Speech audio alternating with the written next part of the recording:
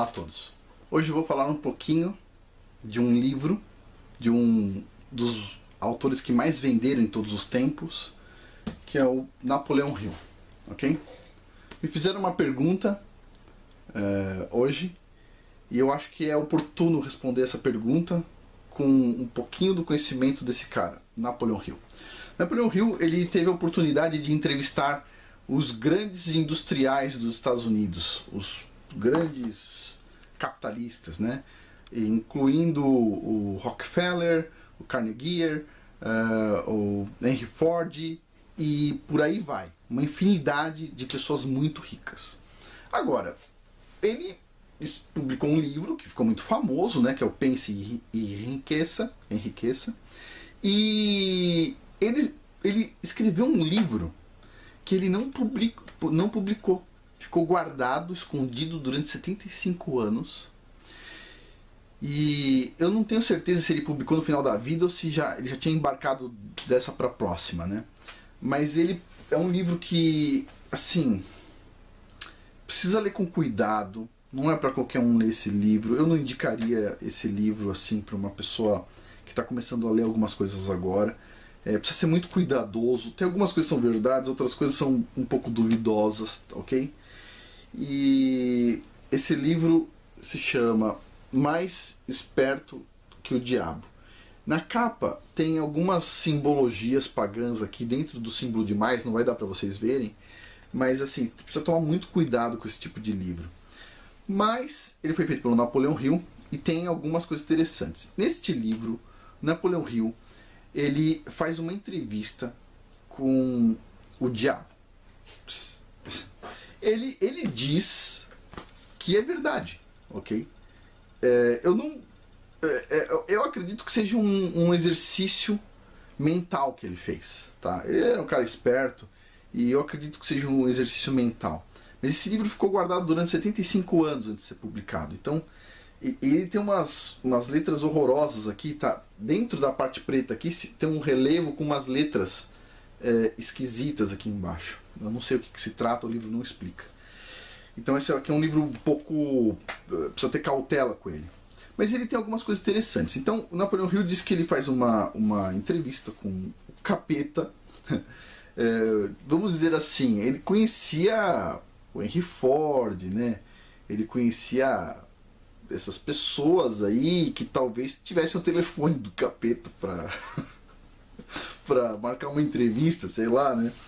Então ele diz o seguinte, ó, no começo do livro ele faz uma reflexão que eu acho muito interessante e prudente. Ele diz o seguinte, ó, existem duas forças dentro do nosso ser, ok? Uma é motivada e impulsionada pelo medo, ok? E a outra é motivada e responde ao impulso da fé. Então uma está relacionada ao medo e a outra está relacionada à fé, à certeza, ok? Bom, a entidade fé que reside dentro da gente, ela não conhece limitações, não possui medo algum e não reconhece a palavra impossível. E a gente tem que escolher se a gente vai ser guiado pela força da fé que a gente tem ou pelo impulso ao medo, ok? E a gente, na verdade, tem que tentar massacrar o impulso ao medo e ter esse impulso da fé, o impulso da certeza, ok? E eu separei algumas passagens desse livro, onde ele faz algumas perguntas ao capeta. Esse livro é uma série de perguntas e respostas.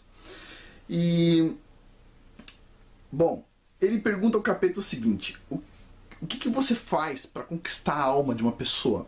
E o capeta diz o seguinte, que ele tem que alienar a pessoa antes. Ele não consegue capturar a pessoa sem alienar ela. E o Napoleão Hill pergunta, como é que você aliena uma pessoa? Qual que é a definição de um alienado, na verdade? E o capeta responde assim, um alienado é aquele que se deixa influenciar e ser controlado por circunstâncias externas à sua mente. Ele prefere deixar que energias negativas ocupem sua mente e use seu intelecto ao invés de pensar por si mesmo. Um alienado, observe isso, um alienado emite muitas opiniões, mas nenhuma dessas opiniões são suas. Ele absorve opiniões de outros apenas. Ou seja, de vez em quando eu vejo aqui umas pessoas que vêm me reclamar das coisas que eu faço porque eu vi em algum outro lugar. Eu estou fazendo um vídeo especial para você que está assistindo. Você vai lá e pensa por si próprio. Bom, olha só que interessante. O autor pergunta: me parece que você faz qualquer coisa para as pessoas não pensarem. E ele diz assim: sim, pensamento disciplinado e organizado significa a morte para essas energias negativas, né? Porém, ele diz o seguinte: ele não se incomoda com o pensamento em si. Portanto, olha só essa parte. Portanto, que o pensamento da pessoa seja motivado por medo. Medo do desemprego, medo da falta de saúde, medo de perder dinheiro, medo de um abandono, medo de qualquer coisa. Então, o diabo aqui, nesse caso, está dizendo o seguinte: as pessoas podem pensar. Ele falou, portanto, que seja um pensamento dominado pelo medo. Então, ou seja, a gente pode ter pensamento definido por medo? Resposta: não. Não. A gente foi criado à imagem do Criador do Universo. Puxa vida. Eu olho no espelho todo dia e falo pra mim mesmo: uau. Sério. Eu me acho bonito. Eu olho no espelho todo dia e falo isso todos os dias de manhã. Uau. A minha esposa às vezes está atrás de mim e fala assim: meu, você tá de brincadeira. Eu falo: não, tô aqui, ó, me admirando. Que obra-prima! Foi o Criador do Universo que fez. Puxa vida. O espelho foi alguém que fez, um artesão. A parede foi um pedreiro que fez, né? O ventilador de teto foi um engenheiro que fez. Agora eu fui o Criador do Universo que me fez. Fez você aí que está assistindo, poxa. Aí o Napoleão Hill continua aqui fazendo perguntas, né? E olha só, aonde isso vai dar? Onde isso vai dar? Tem uma pergunta aqui que eu vou pular, mas olha só. Me perguntaram o seguinte, falaram o seguinte: olha, tem que se acostumar que muitas pessoas vão ficar reclamando de você. As pessoas vão falar mal, etc. Tal. E eu sei disso, óbvio, não tem problema nenhum. Mas olha a pergunta que o autor faz. E é isso que eu quero estimular nesse canal. Não só passar para todo mundo o conhecimento, mas eu quero que vários outros pesquisadores, outros cientistas que estão assim, ó, com medo nesse momento, façam a mesma coisa.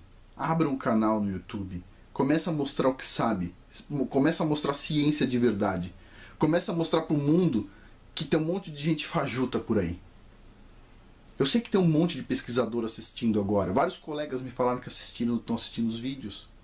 Eu quero que cada um desses aí tenha um pouquinho de coragem, só um pouquinho. E olha só, o autor pergunta assim: o que aconteceria se um pensador aparecesse na Terra? E o diabo diz assim: isso seria catastrófico para mim. E o autor pergunta assim: mas qual que é o principal obstáculo para aparecerem pensadores neste mundo? Olha só, qual que é o principal obstáculo para aparecerem pensadores neste mundo? E o diabo responde: medo da crítica. Ah, meu, medo da crítica? Sério? Medo da crítica? Então, assim, bom, eu tô me expondo aqui, todo mundo sabe disso. E pra mim não é lógico, né? Usando a inteligência não é a melhor coisa do mundo a se fazer, né? Mas eu acredito que aos pouquinhos, um por um, as pessoas dando apoio a esse tipo de iniciativa, a gente vai começar a observar um monte de pessoas, de pesquisadores, cientistas de verdade, se pronunciando.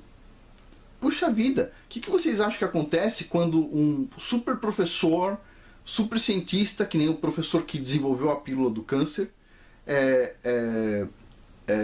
mandado para julgamento lá, como é que se fala? Processado por curandeirismo. Outros monte de pesquisador que estão querendo fazer coisas legais vão se inibir. Mas espera aí, E se todo mundo apoia um cara que nem aquele da pílula do câncer? Poxa, os outros pesquisadores, os cientistas vão começar... Não, peraí, eu posso me atrever um pouco mais, eu tenho apoio, eu tenho suporte. Então, assim, sim, críticas sempre vão existir, né? Sempre vão existir, isso é normal, não é um grande problema. Agora, essas críticas a gente vai superar uma a uma. E esse esforço vai render, espero eu, que vários pesquisadores de várias áreas comecem a se manifestar, como já estão. Tem o Dr. Larry Ribeiro, não é verdade?